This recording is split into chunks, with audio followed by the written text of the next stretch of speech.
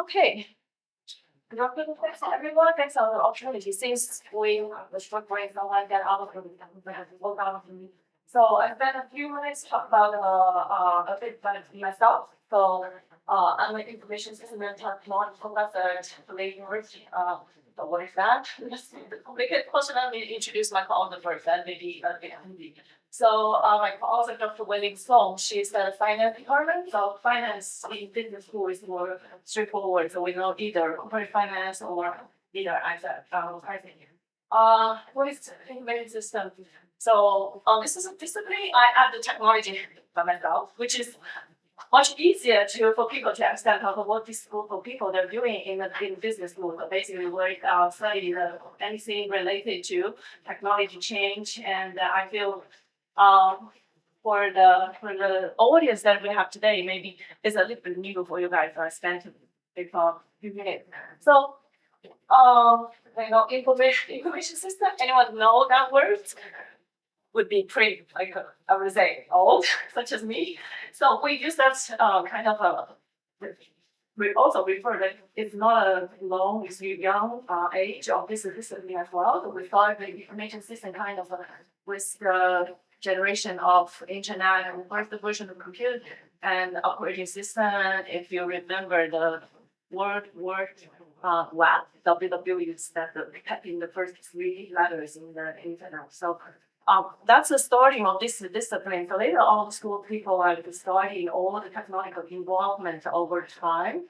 And so that's a little bit background about my discipline. So I'm very happy to present a work here, and I hear a lot of discussion about technology change, and of course those are the important topic that we also focus in my discipline. So what kinds of study that I do in Tulane? So we basically we look at all the technology change, right? As early as why the internet kind of change to lowering the average income, whether that's, and also later on the share economy, like the mobile. Myself as a paper on mobile, whether people trading on the mobile phone, do they behave differently when they're trading not on the mobile phone? And so on and so forth. So we see Merrill's paper that we have different technology waves, and this big fat tech, they also they're always their place in the technology waves. So we can see in the slides that the lexicon is kind of larger in terms of the mobile, but regarding Diana's question, why in the other sides of the lexicons they're almost the same, right? The next technical wave is the share economy, like Uber. So good or bad, the big tech doesn't catch on that part, but we see that in Daisy's paper. So the paper that I'm going to talk today is the tech giant and the new entry threats. So obviously I picked this 5. So the new word that I'm learning today is GAFA. So maybe just call them GAFA, the tech giant. So the focus of for me is that in the high tech area, so we always see these giant technical firms. They have a scale market power when they're growing bigger, and the question to them is whether they're too big. So we need to do something to think about it. In terms of as early as the dot-com time, we have a lot of antitrust case in terms of this big tech in terms of they growing really huge. So the motivation, that's also kind of a starting point for me, like involved in this antitrust study or antitrust research. I think we're all familiar with that at 2020. So this, I remember during the COVID time, so people are still watching online, like these 4 or 5 CEOs, they get grilled by the Congress antitrust panel. So now the debate is still going. Like I think with so I think with the DOJ that represent the government session. So and against the big tech, of course, they represent their own and then still keep on going. So we have I think we have some of the colleagues and also involved in that case and present each side, like an economist present and some of the scholars in our field and present the tech side. So not adding on gas on any of that debate. So my research is just to show some evidence and show some the findings that share some findings that in my studies. So Q zone. So this is we talk a lot about that.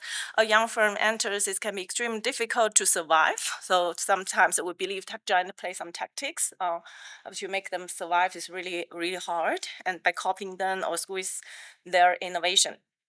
And this phenomena actually cause intensive attention both from the practitioner. So this is kind of some early news and a lot of discussion, and as well as in the academic.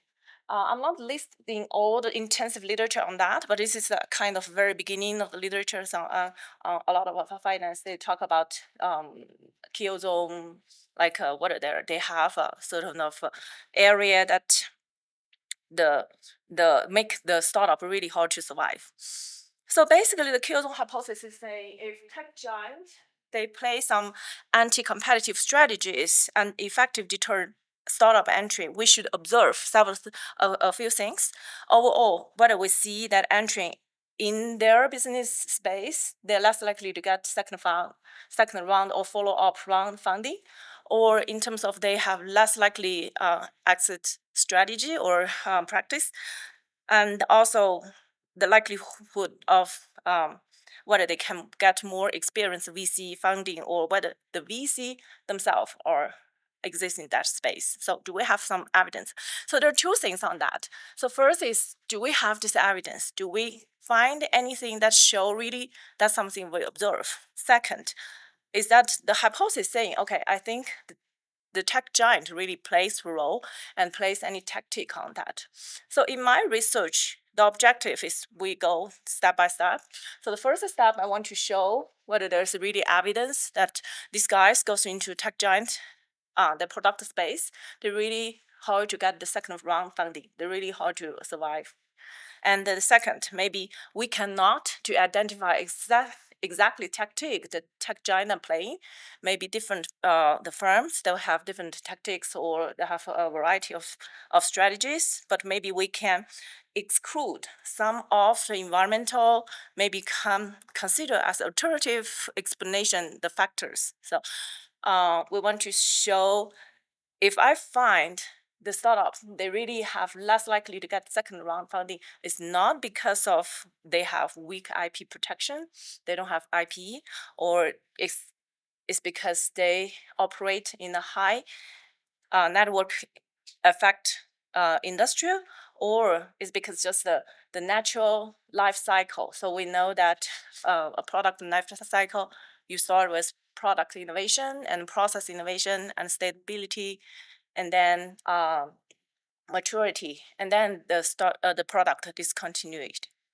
So it's not like the natural product cycle. So if we can provide some evidence that we can exclude some of the environmental factor, then maybe we that's something that we can show in our study. So just a very preview before I jump into the method and the data, a preview of results after this page. Magic has gone. Excuse me. Yes. Oh, okay. We got Thank another you. one to switch. Thank you so much. Okay. Yeah, I think it works. Okay. So first, we do find that tech giant entry has a significant lower likelihood of receive second fund VC funding, or being or high likelihood being inactive or defunct relative to benchmark giant. So I will explain what is the benchmark giant. If tech giant, we think maybe not proper to just compare tech giant entry with just normal entry. So we have a set of benchmark firms. Okay, and then the results suggest that kill zone phenomena exist, but it's not. We don't see that it's consistent to show up across the time. So that's something to think about whether. I can provide a later analysis so we can see. I also seek for some explanation from, especially our practitioners, to say, what is that result? Why show more? We can see more in certain years, but less in some other years. Okay, and then there's a tech giant entry. That's a no pattern that was in the segment of a high network effect. They have more concentrated on this place. And we do see if we add all these three alternative hypotheses cannot fully address the kill zone effect. We still find the kill zone phenomena after we control those environmental factors or alternative possible explanations. The third one is tech giant. At first place, they experience more new entrant threats. So I will explain what is new entrant threats and on that. But you can think about that's basically they have more new entry in their product space at very beginning. So that's than average the tech firm. So than average tech firms. So the entrant decline over the period of time. So I will show you which periods that we really find it's intensively we find the kill zone phenomena. In my study, there's no evidence that tech giants acquisition really deter entries. So for this part, I know there's a lot of discussion about killer acquisition, but I will show you later. So this we only talk about the startup that got first funding. So that in very initial stage, tech giants their acquisition actually does not affect any of the firms that get first funding. So maybe you can say to second or third round, they were more less likely to get funding when they have the acquisition in place. Okay, so before I start the stats and then all the data, the two concepts that I really want to get clear before I go on. So the first one is how do we define the startup entries? So the important thing is, hey, if you look at the entry to go to tech giant space, how do you define that? The true challenges. First, the startup by itself is very hard to classify the industry. So if you think about the AI startup, we haven't got into what is the classification for AI firms. How do we classify their industry? So this is the first place. And second, for tech giant, so we can see this GAFA. They are by themselves as a platform, they grow really big. It's hard to classify them into a certain industry as well. So even at Amazon as classified as a retail firm for a long time in the business classification. So we think about maybe that's not a good place. We always think it's as a high tech company. So our approach is say, hey, we take a look at the 10K of the incumbent. So the incumbent, they will use 10K to describe their product. So every year, that's report to SEC. Okay. So when we think about the words that they choose to describe their 10K is a kind of, you can think about a cloud of words. And of course, we will exclude some of common used words. Just 5 minutes? Okay. And then the same thing as startup. So we have the startup description as well. So we'll see what's the relative similarity between the startup and the tech and the incumbent. And you can see we will measure that relatively. So if the startup is relative more close to a tech giant, we will think they go to a incumbent's cloud on the product space. So this approach will take a relative conservative approach. So this approach used by Holberg and Phillips to define the industrial more dynamic over year. For the big firm, they already use that. So we apply that approach in the startup company in that setting. And then we focus on the big firm. We focus on their 10K that is from they have 10K every year. So you have kind of this measure across time. But for startup, we only focus on the startup get first funding in that particular year. So startup goes into our sample. If you get first funding seeds, and in that particular, we'll compare with the incumbent. And then if you change the incumbent to discover these 5 firms, so that will be your tech giant entry for that particular year. So whichever this company, the startup goes into discover these 5 firms product space, that will be the tech giant entry. Same as a benchmark entry. Another thing is we also define new entrance threats. I want to add on that is a startup new entrance threat. So this is kind of from the incumbent perspective. So the incumbent are also facing the new entrance threats. They also take a look at what a startup they're doing. So whether they do OpenAI, generative AI, or whether they do virtual reality, so on and so forth, what kind of the things they start doing. So this is, we define the new entrance threats. Instead of also using the tags, instead of compare with each individual tags, we group the startup in that particular get first funding with one big document. We use all the words that used by all the startup get first funding that particular year. Think, okay, that would be some interesting, maybe technology that are interesting in the VC, or the VC is really interested in the first round, and compare that with the incumbent document. So this net is actually captured emergent threats, incumbent facing from a very broad entrepreneur space, so landscape, anything that the first round entrant they're doing. And these threats, they present a kind of a forward-looking. They're still very small at the current stage, but in terms of we can have everyone maybe later in the later round, and then they will become a potential entry of the market and bring some there's uncertainty for tech giant. So these two things, these two measures, I will use that. As long as we understand these two measures, we're halfway. The later on, it's just I will show you some summer stats. So we have a whole bunch of firms that go to the tech giant space, and a whole bunch of them go to the bench giant space.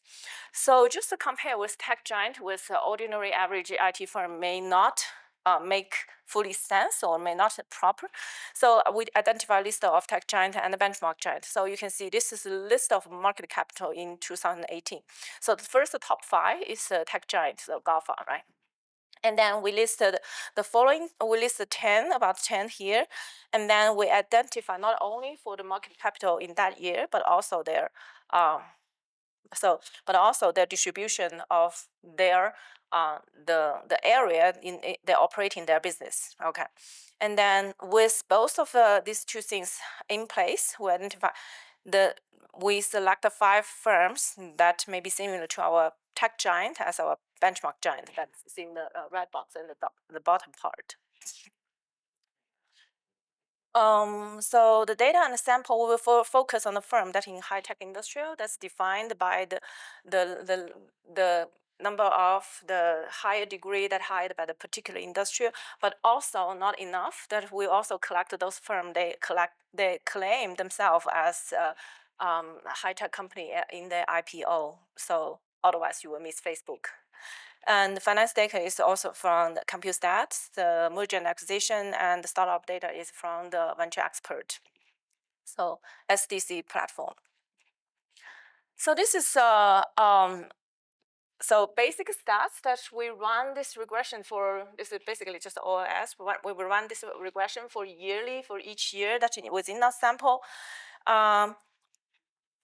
So the dependent variable basically is whether you get the second round funding. Okay, so in the firms in our sample that's get the first round funding. So we will look at whether you have follow-up funding, and the coefficient that we listed in column 1 is whether you are a giant entry, tech giant entry. Okay, and in column 3 is whether you are a benchmark entry. So these two things are we want to compare. So both these two.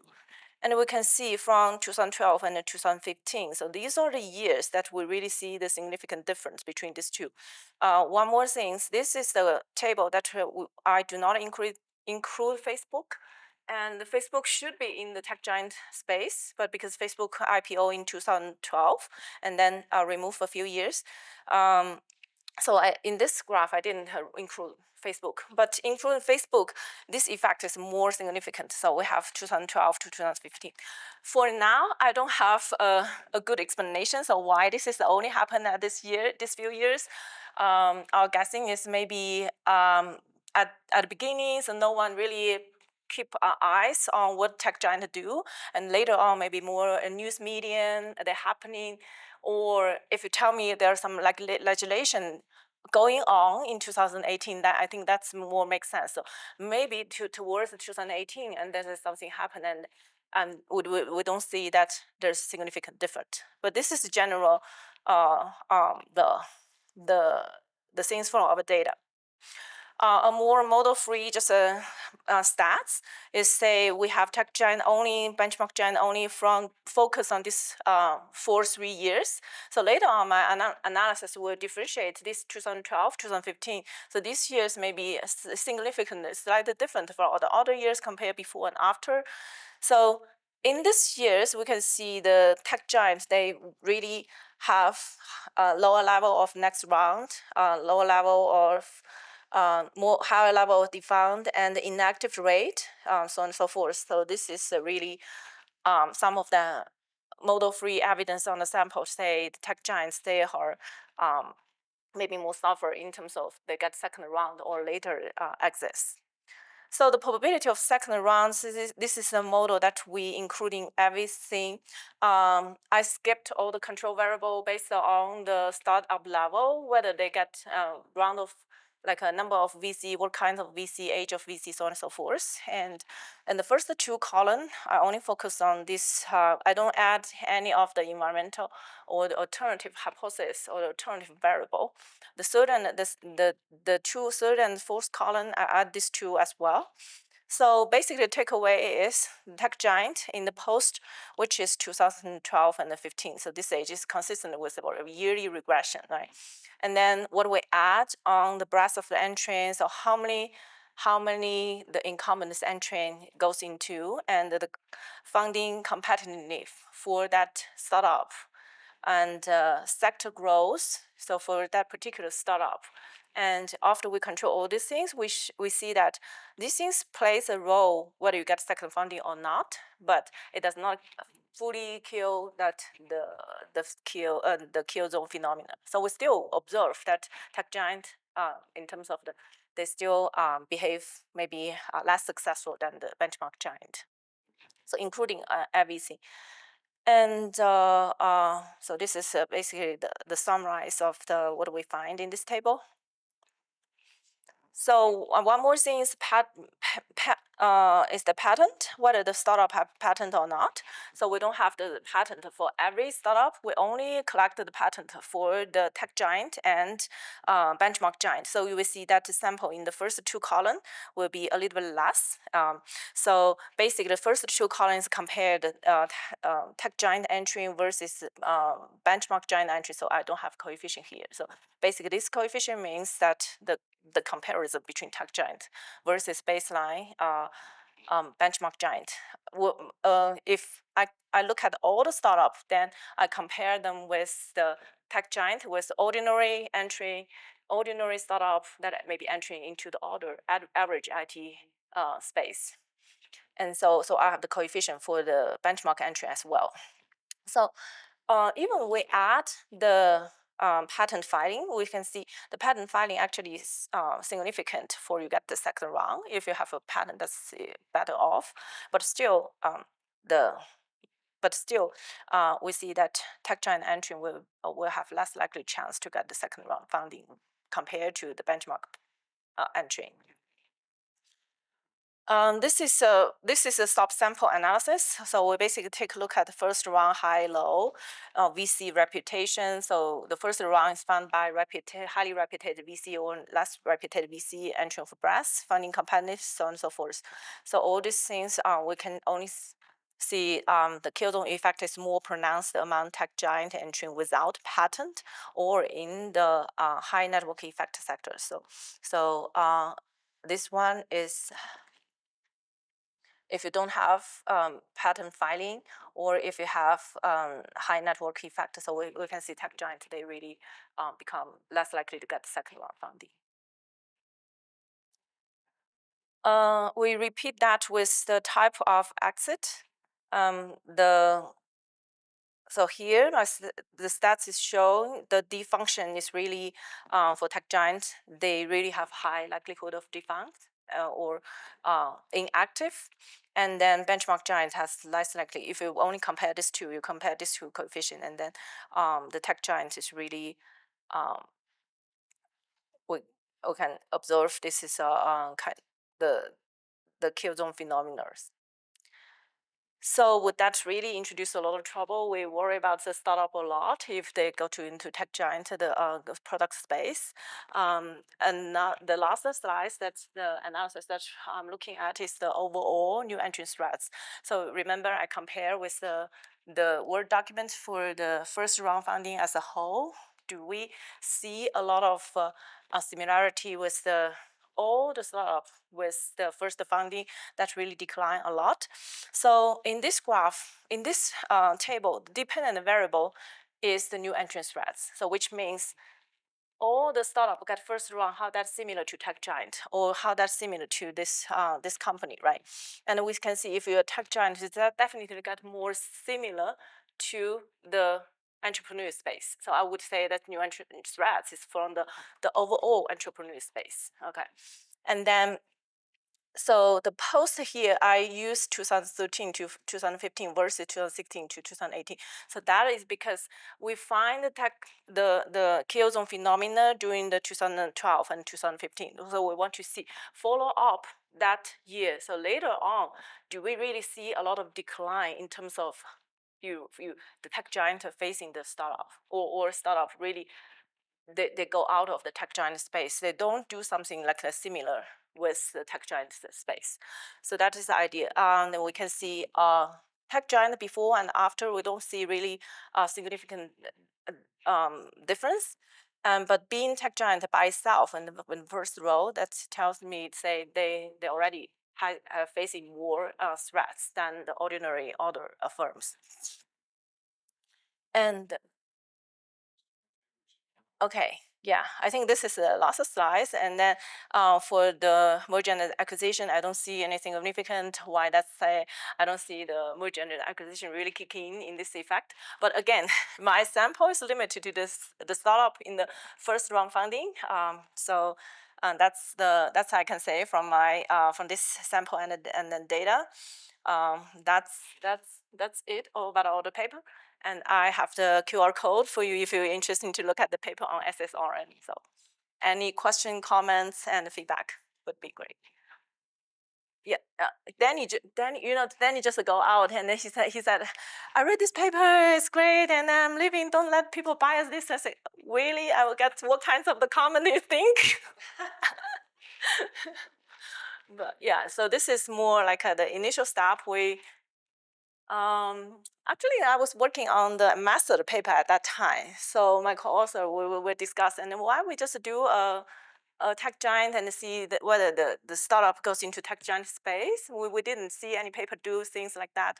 But after that, it will be more descriptive stats. And if you want to see over time, like how tech giant behave like that. But again, I know this is a heated debate on the firm and the government at this moment. We don't want to add any gas on each side, and just to show some of the evidence. Yeah. Okay. Yeah. Like.